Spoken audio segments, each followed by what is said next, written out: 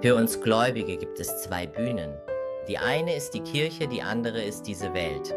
Viele Christen bemühen sich, innerhalb der Kirche ihr Bestes zu geben, aber sobald sie am Arbeitsplatz, zu Hause oder vor ihren Nachbarn stehen, werden sie unsicher.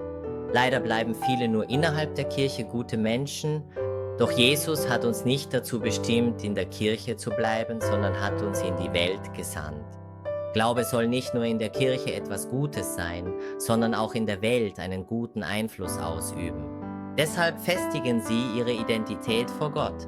Und ich hoffe, dass Sie Ehrlichkeit und Liebe zu den Prinzipien Ihres Lebens machen. Mit diesen Prinzipien sollen wir, egal wo wir sind, als Menschen leben, die Gott sichtbar machen. Im Alltag kleine Erfolge zu erzielen und das Evangelium dort zu leben, wo man steht.